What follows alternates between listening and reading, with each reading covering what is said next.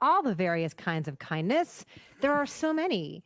We have a second or two to catch up here in Riverside in YouTube. So I think it is starting. I'm seeing things happening in YouTube Studio. There's Alonso. There's me. There we are. Awesome. Woohoo! Great to see you. And I have to really quickly, before I do anything else, say a quick hello and thank you so, so much to Lewis Cook. Thank you for your kind contribution. Lewis Cook is the only person who came to my first vertical live stream. When I didn't know what I was doing, he was there and he held my hand through the ether. That is Lewis, diehard. I appreciate that. Lewis says, oh, am I frozen? Ooh. So one thing, we've had some internet issues around here lately, and so hopefully I will be in good shape for the duration, but FYI, it's been spotty. Lewis says, and I want to mention his comment, want to stop by and thank the two of you. Your review convinced me to see this. I had to drive 2 hours to find a theater playing it, but it was worth it because I love this film so much. Lewis, where did you have to go to see this? And you have to share your thoughts with us on why it was worth the trip for you.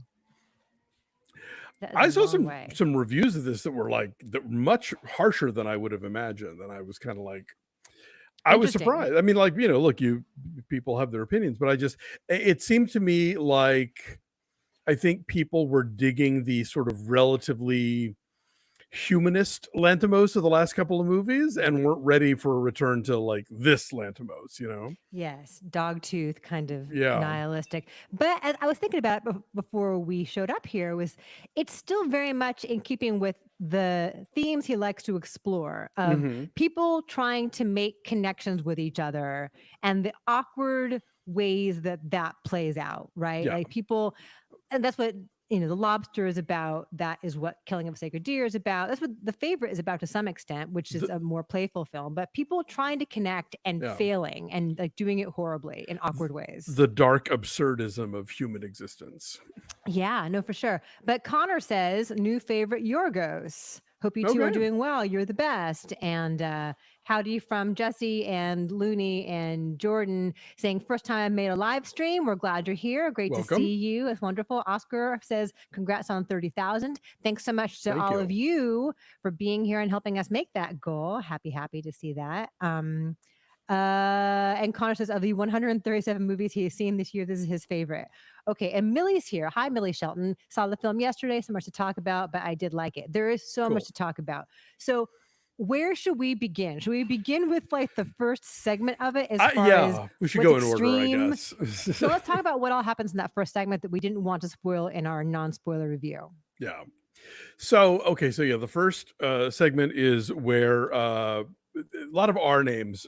Jesse Plemons plays Robert. He is in the thrall of Raymond, who is his boss and lover, I guess, right? I mean, it's certainly whether or not it's sexual, there's certainly a power dynamic at play here where Raymond completely dictates everything that Robert does in his life, what he reads, who he's married to, whether or not they're going to have children, what he eats, how much he weighs, all of these things. And Robert seems quite content with this arrangement until Raymond asks him to kill a man in traffic using an SUV. And Robert tries to do it and doesn't quite pull it off and doesn't feel comfortable in doing it and tries to sort of walk away from the whole arrangement, but discovers that when he is cut off from Raymond and Raymond's attentions, that he has no idea what to do with himself and has no idea how to live or what to do, and tries desperately to get back into Raymond's good graces, up to and including killing the man by taking him out of the hospital and running him over several times. And apparently that does the trick. It ends with Raymond and Raymond's live-in lover embracing him and bringing him back into the fold. That whole scene where he's taking the body out of the hospital, were you hearing like the 9 to 5 music of I'm a doctor. Mr. Hart. What the hell am I talking to you for? Piss off. That's what I was thinking of the whole time with that. And it's like sickly funny, but you know something horrible is going to happen. Oh yeah. No. It is like, it is a classic farcical setup. And so, yeah, it is funny in a physical comedy kind of way, but in the way of so many Lanthimos things where like you're laughing, but oh no, something awful is about to happen, but this is still funny. Yes, a lot of people are pointing out that everyone's name is RMF in this. But are all of their names RMF or just the main Well, guy? yeah, we don't know everybody's middle initials, so I think we can assume that, but I don't know for sure what the deal is. Robert's last name is Fletcher. We know that Mm. much, and like the Rita is the character played by um, uh, Emma Stone in this one. But I mean, we don't really. I mean, we can assume they're all RMF. We don't know, but that it would seem to be that would perhaps be the implication. Although interestingly, Robert's wife is Sarah, and Raymond's lover is Vivian. So they are not RMFs. Oh, yes. So we have a comment here I want to talk about. So Bryce says, genuinely surprised by those for whom the first story was their favorite.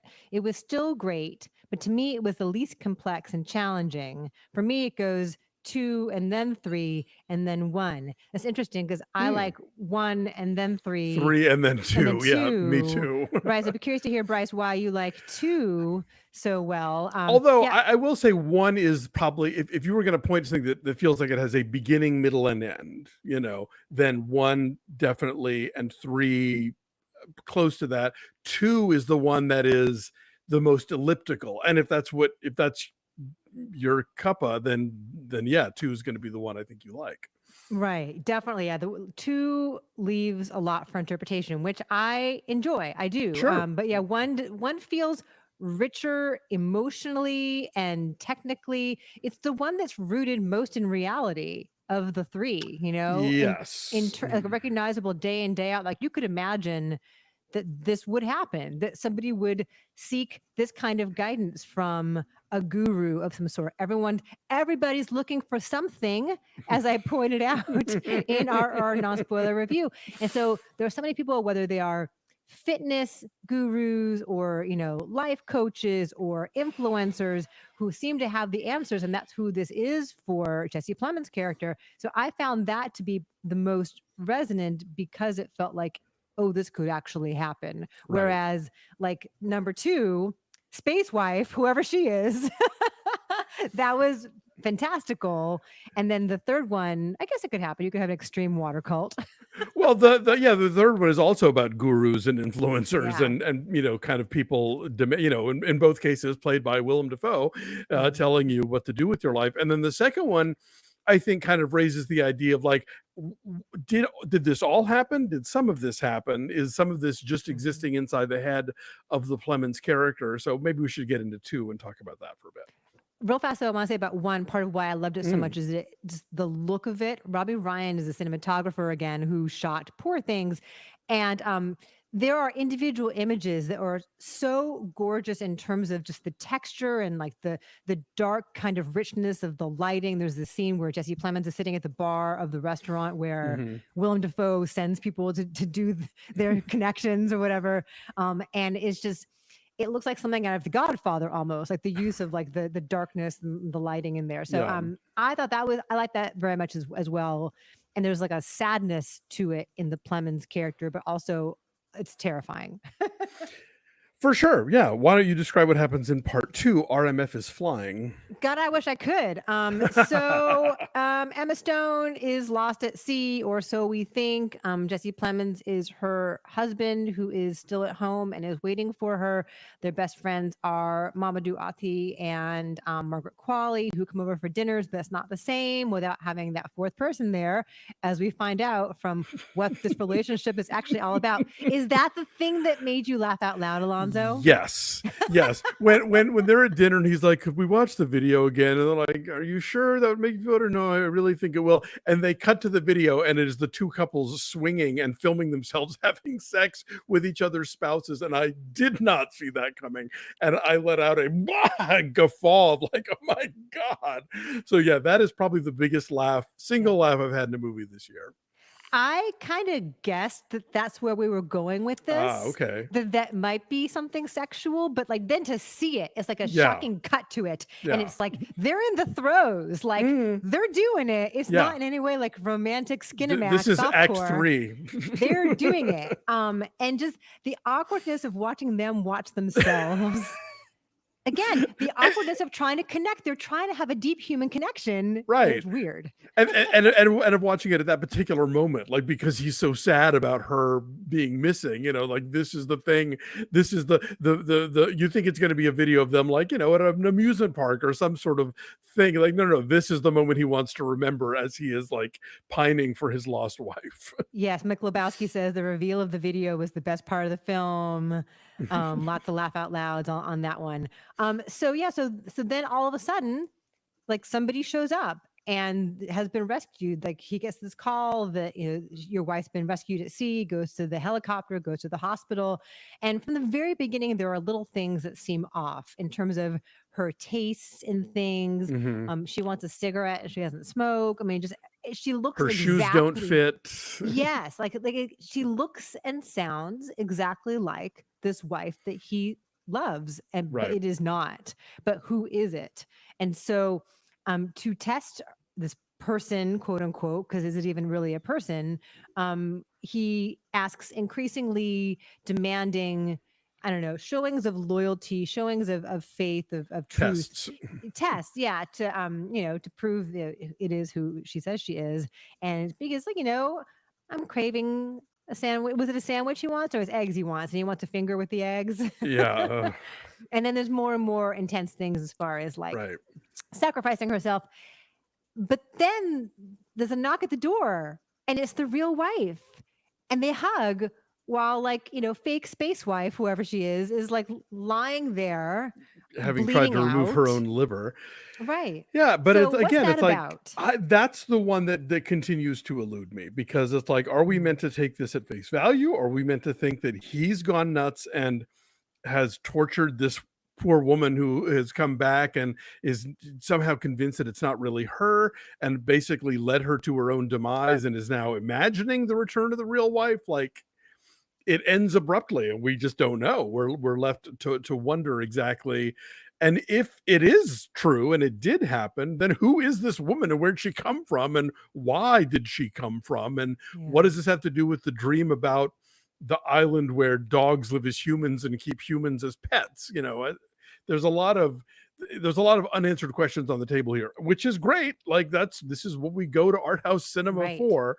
But it is the one where you're like, I don't. And so I'm still grappling with not just the nuts and bolts of what actually happened, but the metaphorical value of it all, of, like, what is that section telling us about this need for human connection? Or to go back to Eurythmics again, like, about people who crave, being used and abused by others. Well, our friend Ed Looney says, I think the theme of the whole movie is about how people can devote themselves to something so absolutely that they uproot or destroy their lives. And so that is the case with the fake wife. But who is sending back the fake wife to him to make him think that, that she is alive? And then what happened to the real wife? Anyway, that's, again, and how do we know that the real wife is a real wife? We don't know. Yeah. And then we have a comment from, Furios is a legitimate masterpiece, says RMF is the helicopter pilot in this second segment. Yes, he is. He, like, the actors keep popping up in each thing, but RMF is the only person who, as a character, recurs throughout the film. Yes.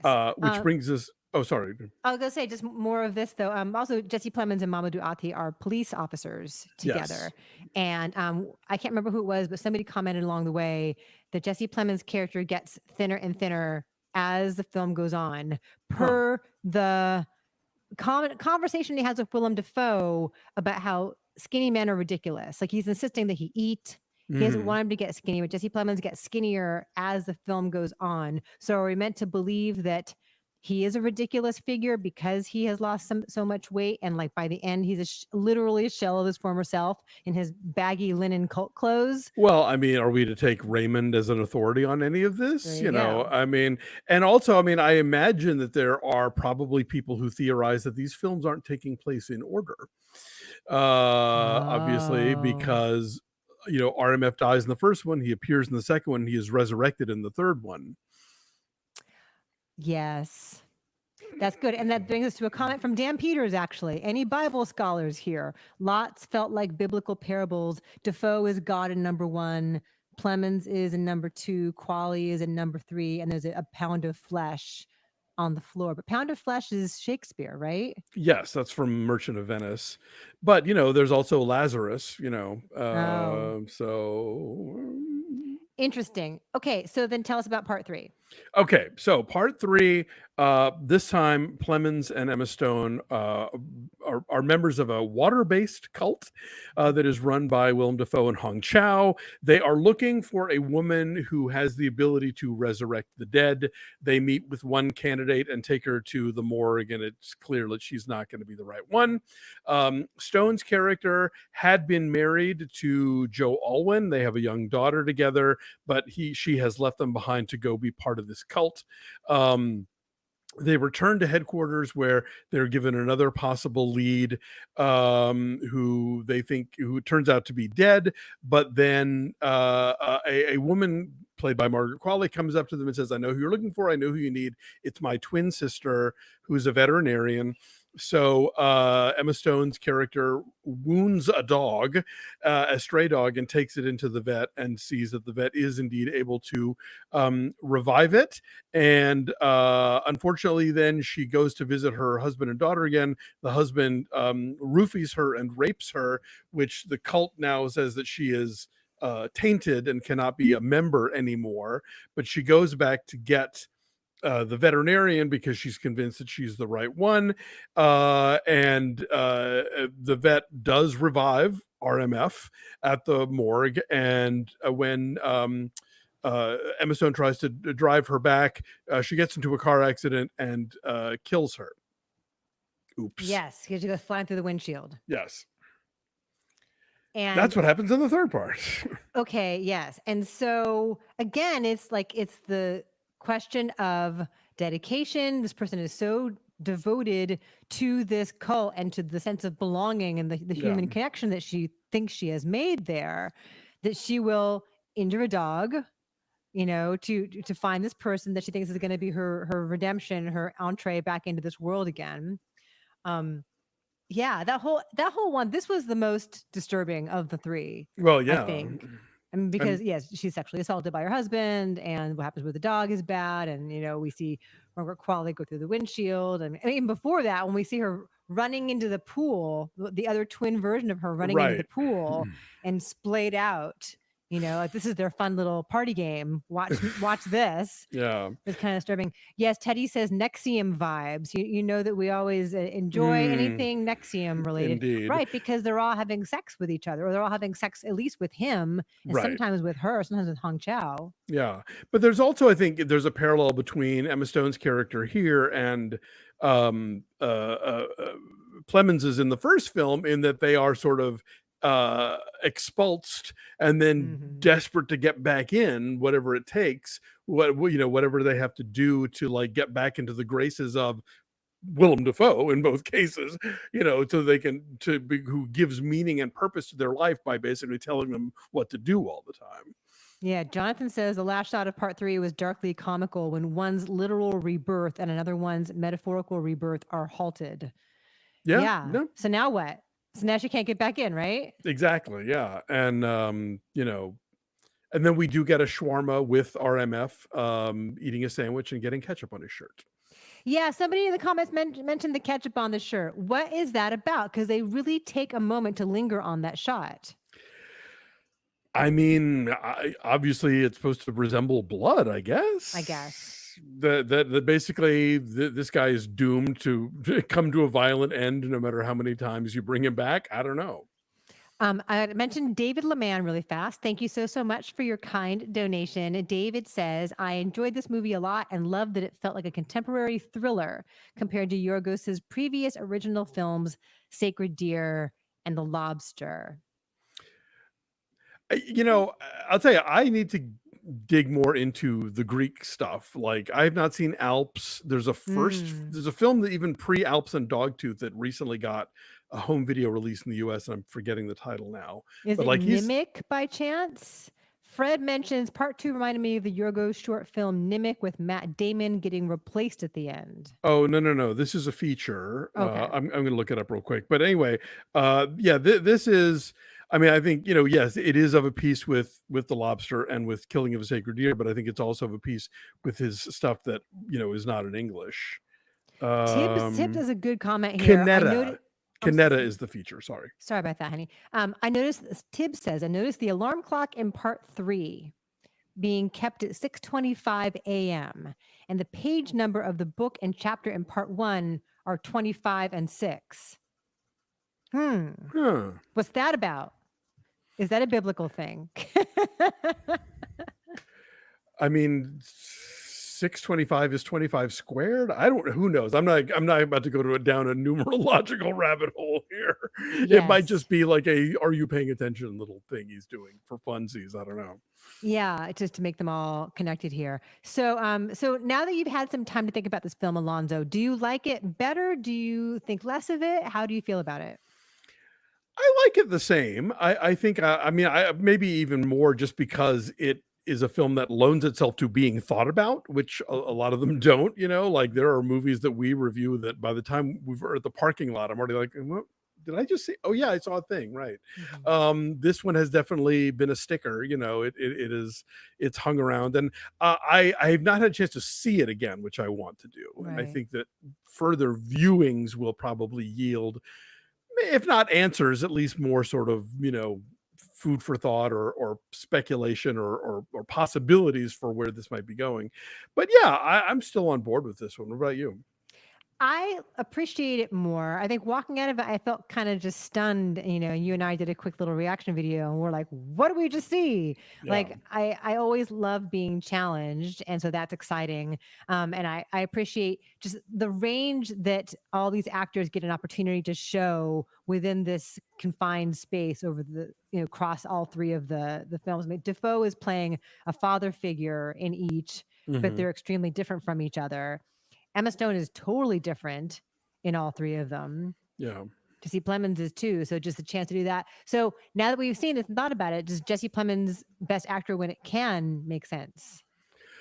I mean, yeah, if I think he could have won it for the first segment alone, but I think in all Mhm. three of them, he's giving three different characters here, like you say, and I think it is he has a brand of deadpan that I think is really brilliant. Like as much I loved it in Game Night, Mhm.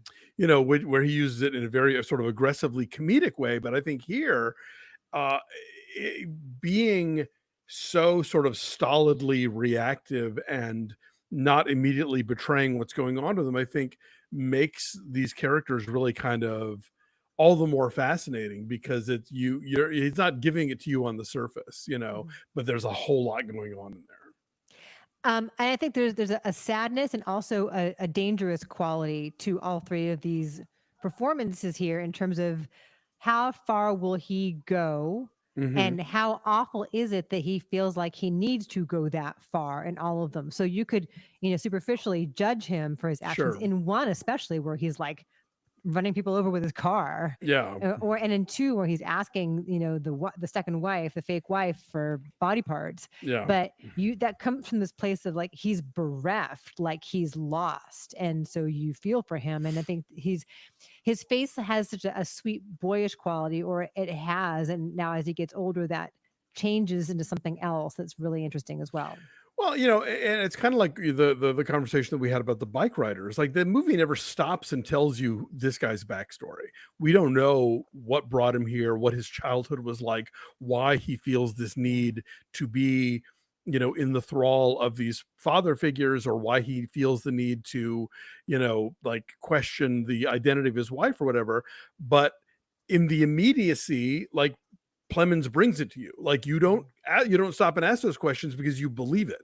You are he is so in the moment and of whatever the characters are doing, no matter how extreme or bizarre it might seem at first glance, that Mhm. that's all we need. You know, that he is making up for this not being a novel by just, you know, making this very immediate, and that's hard to do because these characters are so complex, and we would have a lot of questions or more questions perhaps if it weren't that Blemon's doing it and bringing us into these sort of shattered psyches, you know. Yes. Teddy points out Jesse Plemons fills the Philip Seymour Hoffman shaped hole in a lot of movies. Ooh, yeah, Yeah, that's a good call. In terms of his presence, I think also his instincts and the way that he's drawn to, weird characters who are Yeah, and disturbing, just but you feel for them. exactly the way he can sort of like radiate pain, but also be funny. Yes. So Mick Lebowski says, I saw a bunch of people who left the film midway in my theater. I'm assuming they're people who got into Yorgos after The Favorite and Poor Things. I mean, yeah, it's different, and it's always interesting to see what a filmmaker, especially one who kind of comes from a sort of more indie experimental vibe, does when they have like these kind of mainstream chits. Like, Mhm. I think the ultimate example is always Gus Van Sant. Here's a guy who Mhm. comes from like micro budget queer cinema and then becomes kind of an indie darling, has a big mainstream Oscar winning hit with Good Will Hunting, and then he's like, all right, fuck it, I'm gonna do Psycho shot for shot, and like he's basically making an art installation. And I don't necessarily love that movie, but I Right. admire the like, I got a free pass, I'm gonna do what I want, and this is what I want. And I think Lanthimos is like, great, I'm glad that you got on board for Lobster, for Favorite, for for Poor Things, but have you seen my early work? And now I'm going to give you that vibe, but with the stars that you like that might bring you into the theater, and have it released by, Disney, Fox, whatever. But I got to be me, y'all. Right. Emma Stone. Oh, she's so cute and so likable. And she Exactly. is. She is, but she is so smart about like understanding the pigeonholes that Hollywood wants to put young attractive actresses into. And so for her to be like, you know what, I got 2 Oscars with this guy, I'm going to be his crazy ass art house queen, and then sure, I'll throw a rom-com your way just to kind of like, stay in everybody's good graces. But she is by no means ever doing it the easy way. Our good friend Jesse Inman says, Christy's responsible for turning me on to Yorgos. She recommended Dogtooth on At the Movies with Ignatiy Vishnevetsky. Yeah, that was like 12 years ago, Wow. 13 years ago. So I'm glad that you are sticking with it. Yeah, people walked out in the UK screening today, also says Tibbs. Looney says Wow. people walked out of The Favorite when I saw it. Interesting. Yeah. I don't understand walking out. Unless like it's just really, really bad and you think your time is valuable, of course, but like, don't you want to see it through? I Well, don't know. yeah. I mean, like, to me, walking out means you are convinced it's not going to get any better. Look, I walked out of Talk to Me just because I couldn't take anymore. Oh. I suppose the filmmakers might look at that as a compliment. But like when the pre-adolescent character starts physically damaging himself for the second time, I was like, that's it. I'm done. So but generally speaking, yeah, I will stick it out with a feature film just to be like, where's this going to go? Is this going to go somewhere? Is it going to get worse? Who knows? I feel too like a filmmaker like Yorgos Lanthimos really deserves your full attention. He's Sure. doing something extraordinary and singular, and like, don't you want to know what that's going to be? But again, I think like, when he was like the Lobster guy, Mm, people, he was working with people who have one foot in art house, anyway, like Rachel Weisz and Colin Farrell, and wasn't like a huge thing. But now he is, he's kind of a brand name director. Like yeah. Poor Things and The Favorite were like big Oscar winning movies that people saw. Sorry, Emma Stone has 1 Oscar from him. I got that wrong before. Yeah. La La But Land. you know what I mean.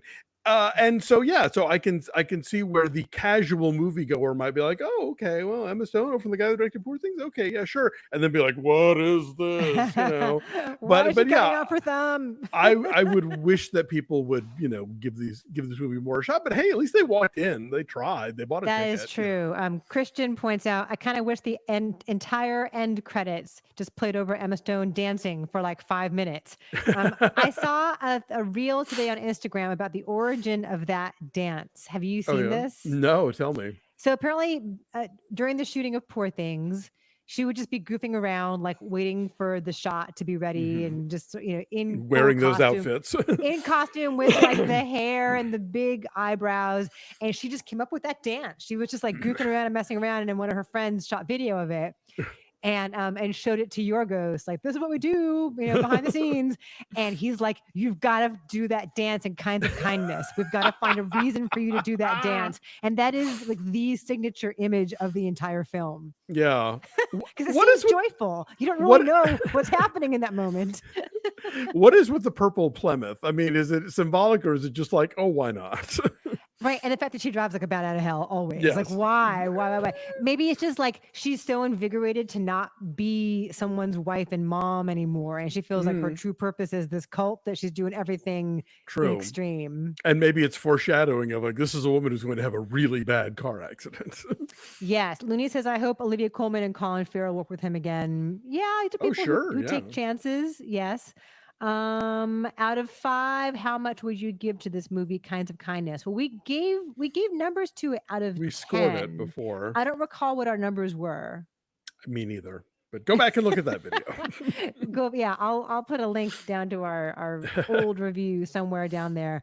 Um, yes, the Cali Kid says, I think Emma Stone's performances in Kinds of Kindness is even better than Poor Things. I don't know if I agree that it's better. It's different. It shows you just how much she can do. Yeah, I'm still so dazzled by Poor Things because of how technically precise it is, and how it has to be 5 distinct versions of the same character and yet maintain a continuity of that sure. character. Yeah. So And that movie, for all the great things that it has going for it, for the ideas and for the look of it and everything, does live and die on Emma Stone's performance. She is mm. the through line of the whole thing, and she carries it masterfully. Yes, Cinema Cola is asking favorite Lanthimos film. I mean, Poor Things Poor probably at this Things, probably. point. I love the favorite too, though.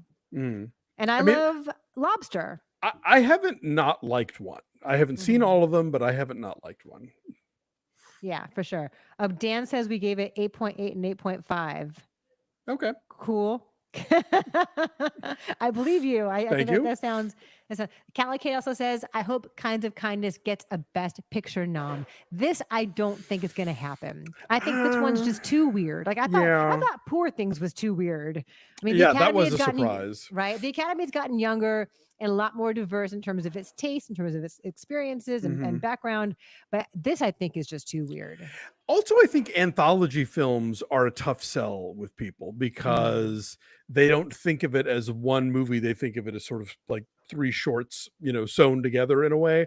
And so I think it's hard to look at that as a consistent sort of arc and aesthetic that you would normally apply in the best picture category. So I could see it That's true. getting like cinematography, art Mm. direction, possible stuff, and Jesse Plemons Jesse possibly. Plemons.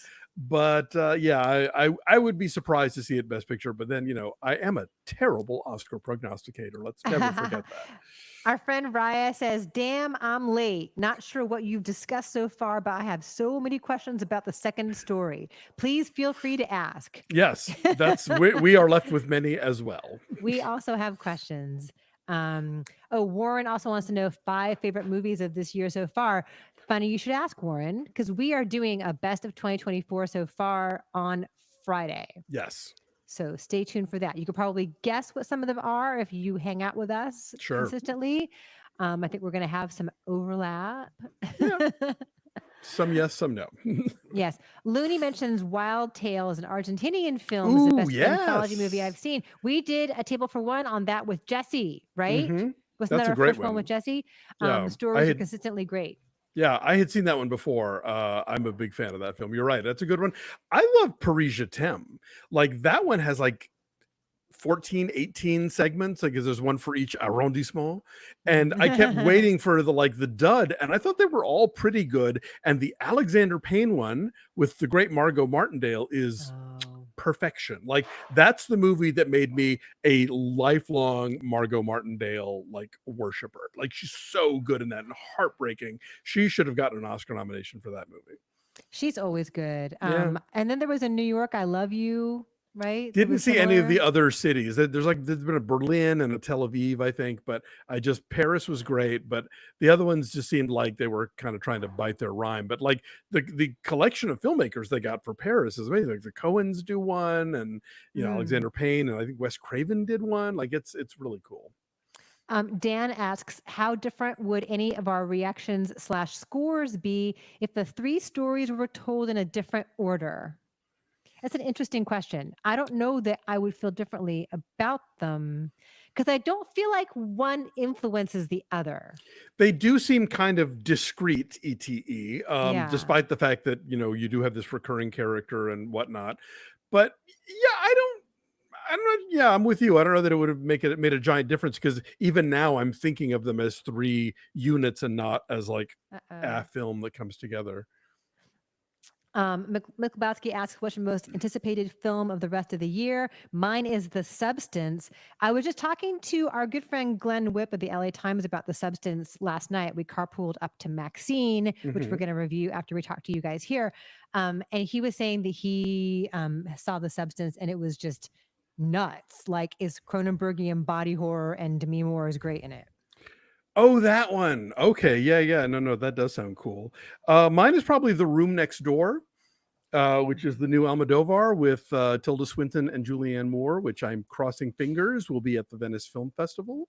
Oh. Oh, did you hear what the opening film of the Venice Film Festival this year is going to be? No, tell me. In the years that I have been, it's become like a big launching pad for Best Picture nominees or winners like Spotlight and La La Land and Gravity. And this year, Beetlejuice. I don't see that happening. I don't see that being a big Best Picture nominee. Nor do I, but it's a new direction for Venice. I don't know what they're thinking, but I guess if I'm there, I'll be looking forward to it. And oh my God, so I'm looking at the upcoming projects page for Almodovar on IMDb to get the title of his new movie. Oh. One of the films he allegedly has in production is called Bitter Christmas. Oh. Well, this is just the Venn diagram's a circle for you. Yeah. That is exciting.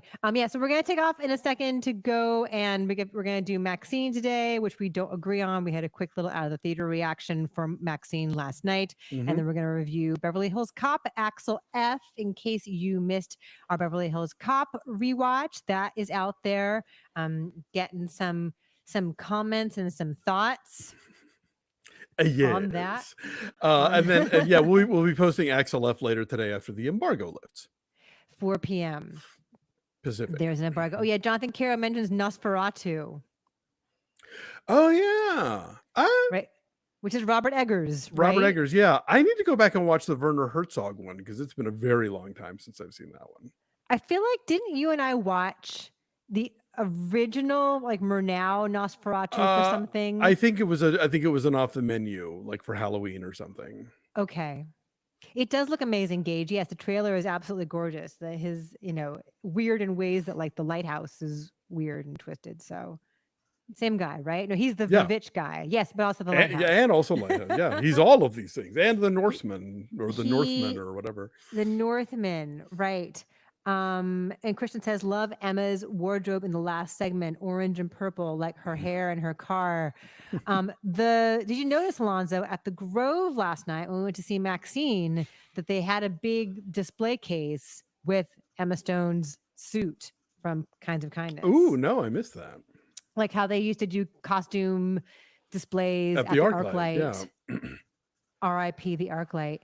And then, we have a question from Command Z. Thank you so much for your kind donation. What are your negative crits for Kinds of Kindness? What did we say about what we didn't like about it? Just that it was too weird.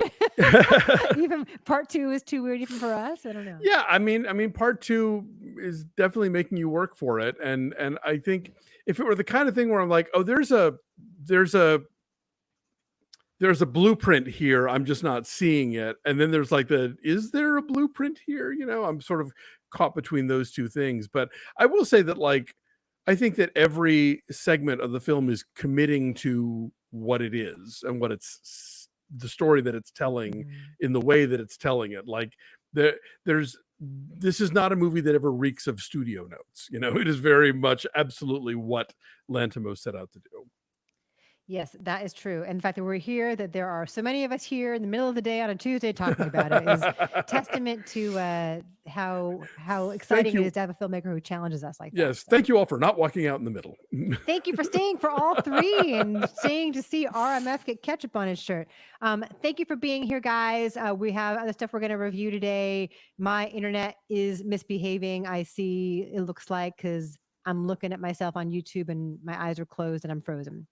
So I think this is probably a good time to take off. But perhaps. Thanks for being here. Yes. Thanks for all your contributions. If we did not get to your question or your thought, please put it down in the comments. We love seeing you. No Friday movie news live this week because it's the day after the 4th of July and we're just going to, it's a holiday. So enjoy the weekend. Go enjoy and celebrate responsibly. Don't lose fingers like Emma Stone. Right? You need all of your fingers. Don't blow them off with even fireworks. If someone tells you they want to eat one. Do not eat one. Thanks so much. Thanks to Jesse and Furiosa and everyone who came today. And we'll see you again very, very soon when there is another movie. Maxine might require a spoiler conversation. Maybe. Just think about that. But anyway, more on that soon. Thanks for being here. Have a great rest of the day, a great rest of the week. We'll see you soon. Bye. Bye, guys.